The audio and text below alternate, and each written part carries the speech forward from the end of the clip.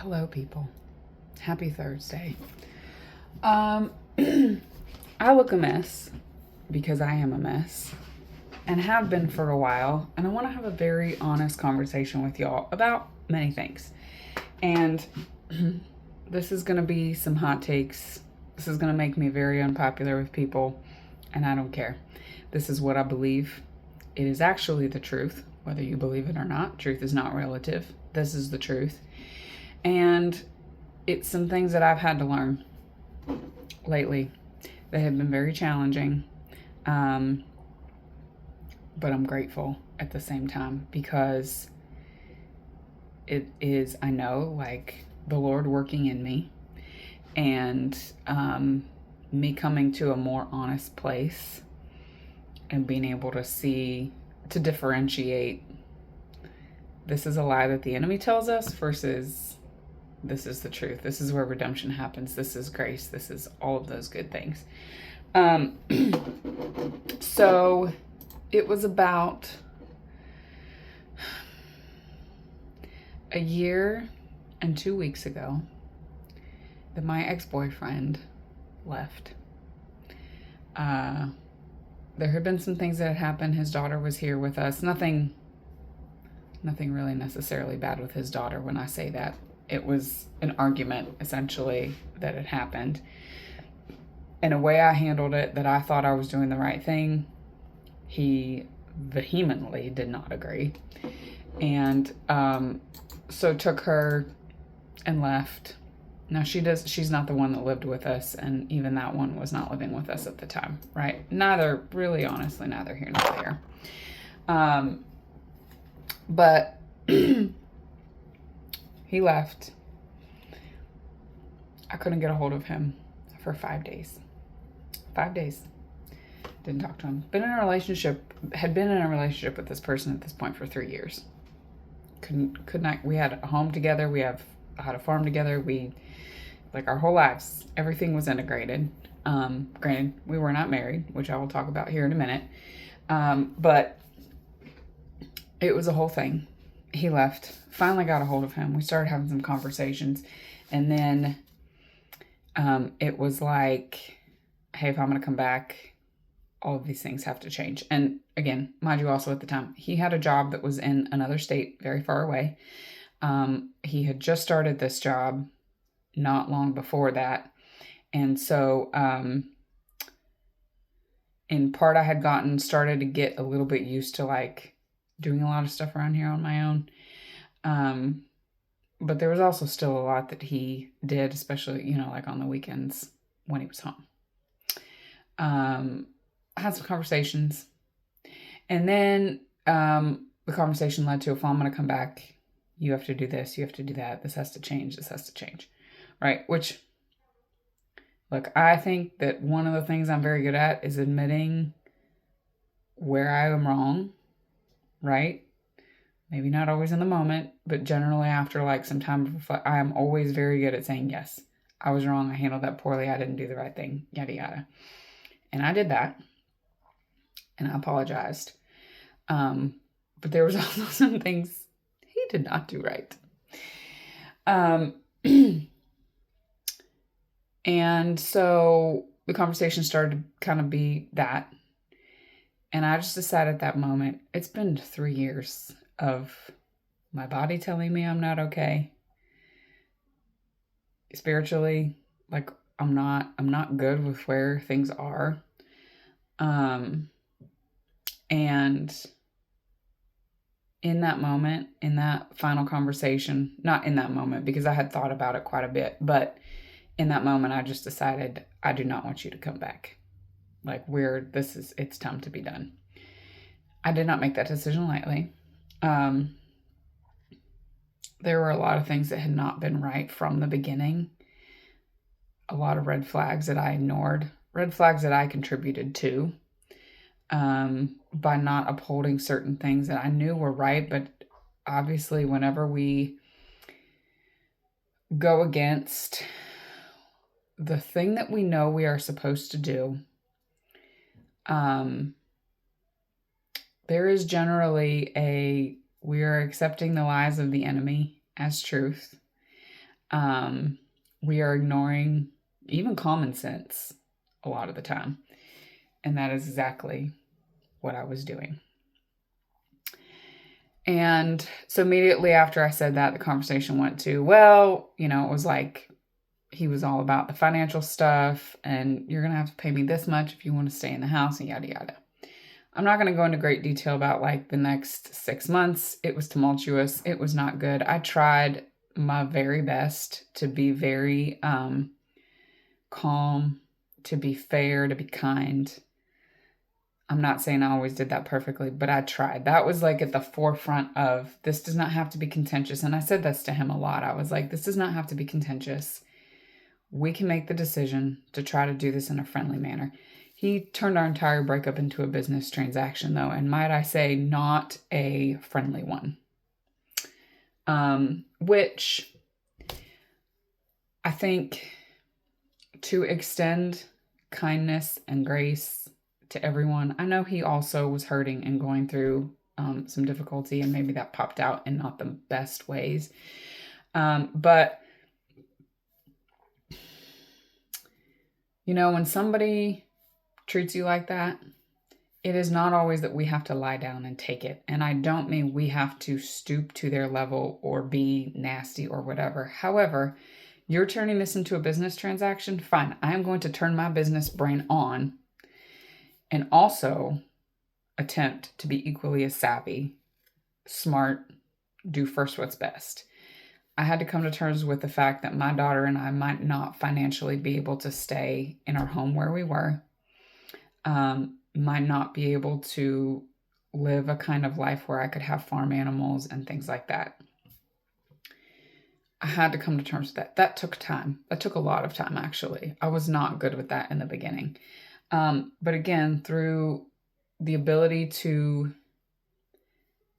just asking God, like, please give me peace no matter where we are, no matter what I have to do, give me peace about it. And he did indeed give me peace about it. Because I got to this point where I thought, if we have to go move into an apartment, then that is what we have to do. And I am okay with that because my daughter and I are still going to be together. That's not going to change. And so that was very difficult. The next 6 to 9 months were very, very challenging. They were scary. They were financially scary. It was all of the things.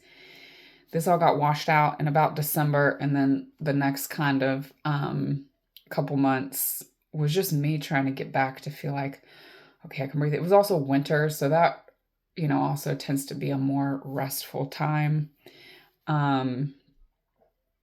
And really things kind of got back to me feeling more like myself, enjoying. We went to see some friends here and there. We, just really enjoying sort of getting back to the sense where there was peace in my home, peace in our situation. I lost also in December, I lost the fully remote position that I was working and had to take another job because it was the only one on the table that was about a $10K a year pay cut, which I knew we would still be fine. I knew it was going to be tight in some places. But, again, the Lord provided a job for me very quickly. I literally did not skip a beat. I think my last day of that job was on like a Thursday, and I started my new job on a Tuesday. Like I had 2 days where I wasn't working with it, but like it all happened succinctly. I think like it was meant to happen. And again, that sort of happening in the winter, I did not have a good gauge on how farm related things were going to be on my own. I just didn't know. I sort of had an idea of like what I wanted it to be, and that, like I won't skip a beat. I'll learn all these things. I'll figure it out. I'll do it. But obviously it's never that easy. Like we make it in our heads, right? And honestly, over the last 3 months, things have been very challenging financially. I'm working really, really hard to try to pay off debt. We have done no vacations this summer. We have gone nowhere. I knew already that that was going to be a thing, that we were going to be home and just living this life. The garden is going. Everything is really, really good. But financially, things have been very challenging. Gas has increased. Groceries have increased. And also on top of that, my job does require me to commute, and that is added expense, which with how gas prices were for a while was just incredibly challenging. It was like $80 or $90 to fill up my tank, and where I was used to spending $50. So, and then you're commuting long distance. My drive to work is almost an hour. And so that has just been challenge on top of challenge. I'm working on trying to find another fully remote position like I was working. I don't really mind going into an office, but again, when you think about the expensive things and having to pay it, like it's very hard. So working on trying to find a fully remote position that either pays a little bit more or closer to what I was making previous. And so, I'm sort of doing things in the background. All that to say, it has led me to this time. This morning I contacted a realtor about selling the agricultural acres that's like a quarter of a mile down the road, where I have the high tunnel, where we have the big, plot of land where we were growing corn. This year I've just done potatoes down there, where my flower beds are, all of that. And really the logic behind it is, if I can pay off, which my truck is almost paid off, but there's not a lot of wiggle room in the budget for any extras, right? And so obviously being very mindful, very careful. There is no emergency backup, financially. And being a single parent, that is really, really scary, because if I lose my job, I can't feed my kid, right? Or if I have a serious medical event, which again, I do things to keep that preventatively from happening. I stay very healthy. I try to manage stress, although lately that hasn't been as easy. I eat whole, unprocessed foods for the most, so I do the right things, but, things happen, life be life, and sometimes. And so, there's just not a lot of protection. And so what I have decided is to try to sell that other property for peace of mind. It is a huge stressor for me every time I go down there, and there's so much to do, but it's almost like there's so much to do that I wouldn't even know where to begin. I mean, it is very, very stressful. And then financially, I'm just not in a place that I feel safe and secure. Now, that said, I believe that the Lord provides and He cares for His children, and He has always done an amazing job of doing that for my daughter and I. So this is not mistrust in the Lord's ability to do that, and the Lord's ability to take care of things. It's doing the thing that I think is the smart thing to do, and it's realistically, I do not have the capacity with a full-time job, with mothering, running my kid all over the place. And then also it's like, if I did okay, if I did take the time, fine, but that's me literally having no time left over to actually spend quality time with my child. It's, hey, we got to go here, we got to do this, we got to do that. The TV's going to babysit you while I'm down here doing this. I do make her do things she doesn't want to do. Obviously, that is unfortunately most of parenting right now. But I don't believe in forcing her for this lifestyle. Now she does things for sure to help me, but I don't think of forcing this lifestyle on her as the thing that is going to help her be attracted to it possibly later in life. It will just be this thing of like, I was forced to do this. My mom yelled at me to get me to do it. Like, it just, I don't want it that. And you as a parent may disagree with that and think, well, it doesn't matter. Like, you just tell them what you're doing. Yes, 100% yes. But in this particular area, this is my dream. This isn't hers, right? So, but also I think what that will allow me to do is, you know, we've talked about bringing ducks onto the farm. We've talked about, you know, I can have my flower beds here at the house. I have space to do that. And really for me, at the end of the day, I was thinking about it and I was like, this is a moment where I can put my money where my mouth is. My ex always wanted to do like 100 acres. He's like, I want 100 acres, you know? And I'm like, why? There are people that do complete self-sustainability, animals, vegetables, all of that on an acre. And we are on 5 acres. My other property is 5.39, 5.4 acres.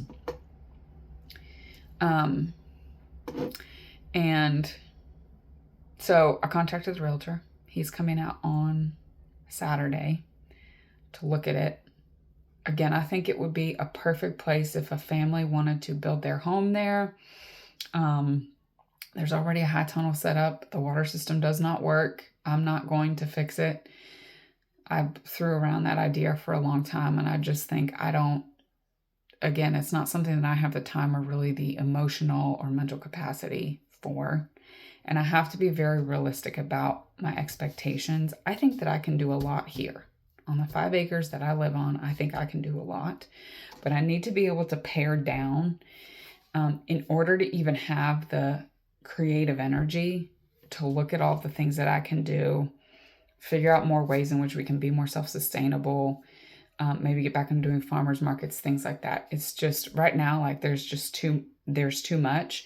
And there are not the finances to be able to put infrastructure in place where I need to in order to get there. So that is one thing that's, you know, the other thing that selling that property would afford me is just a little bit, you know, the ability to pay off some debt, but then also the ability to take some of that income and put some things in place. Now, this point that I'm at, feeling very overwhelmed, feeling very, like last night was a hard night. I don't get that low almost ever. Actually, never. I can honestly say never. I've never been that low. Even in the times when things have been really, really difficult, my first response is to like fight my way up the hill. Like I'm just going to keep on trucking, right? And yesterday I felt very sad and defeated and just like I'm ready to blow it all up behind me, cash it all in, and we'll go figure something else out. This life ain't for me. It's too hard, right? But I'm very deeply tied to this purpose of why we're here, what we're doing. And I do believe that there is a way forward with this. Not only that, but also we have a community here, which is the thing that was so important to me about moving to a place, putting down roots, was having that community. And, you know, like we haven't had that. In my daughter's entire life, we have not had that until now, until the last couple years. And that community has showed up for us in a big way. And I hope that we are able to show up for that community, also reciprocate that in a big way. And it's not like a tick-tack, keep score type deal, but it is one of those things of like when you are part of a community and you can be so supportive, like you want to be part of the cog in that engine, right? I do. I don't just want to put down roots so that we have support. I want to put down roots so that I can be support for somebody else. That is very important to me. But things have been very overwhelming and very stressful. I have every day a sink full of dishes, laundry that's not done, a house that is not clean. I am, you know, like taking care of my responsibilities, working, doing that kind of thing that I know that these are the absolute priorities that have to happen today. I have to work my job so that I have a paycheck. I have to feed and clothe my child and take care of her. And, you know, sometimes the mentoring of that child has suffered because of the amount of stress that I have been under. and it's just been a lot. So I'm throwing my hands up. You know, like I really, really struggled with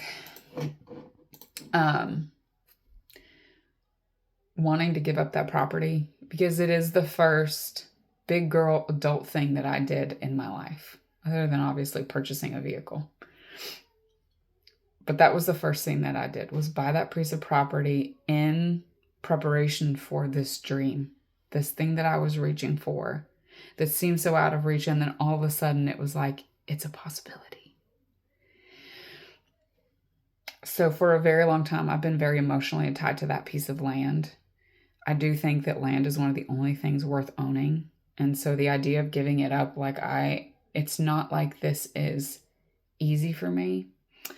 But I also know the benefit that can come.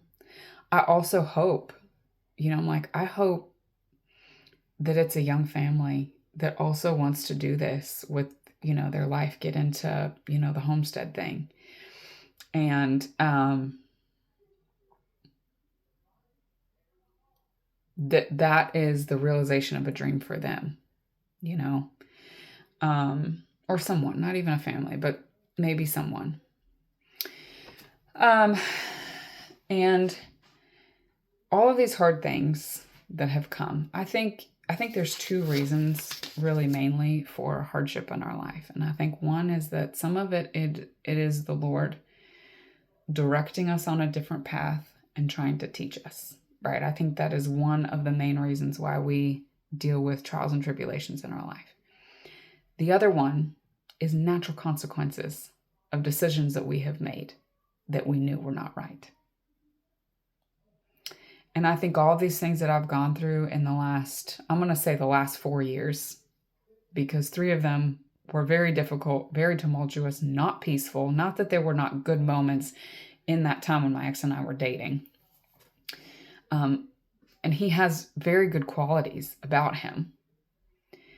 But neither one of us put the Lord first in our relationship. And I'll be honest, if we had, I wouldn't have been living with him, sleeping with him, doing all those things. Okay?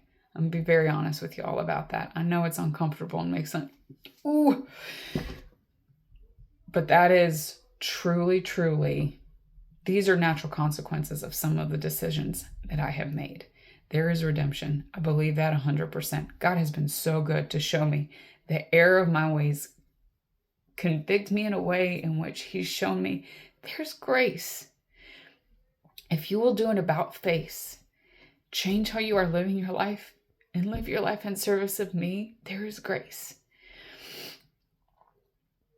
And it makes me so emotional because it's not that I'm like mourning anything. It's because God has been so good.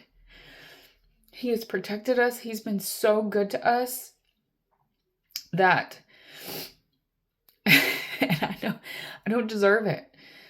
I lived my life for 20 something years basically going, screw you, God. I'm going to go live my life how I want it, the easy way, the way that is satisfying to me at the moment, whatever.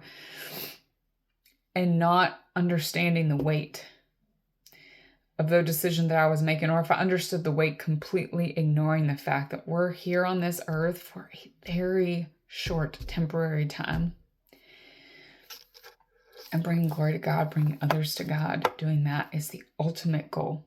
It is the thing that gives our life meaning and satisfaction and all of those things far more than any hobby that we choose, any momentary satisfaction to the flesh that we have. And I believe with all my heart that a lot of what I'm dealing with are, again, the natural consequences from making decisions that are not smart. There is a reason why you should not live with a man if you are not married. Because guess what? You're not obligated legally to each other in any way. And I found that out the hard way. And there's a whole host of eternal reasons why that's not the way you should do it.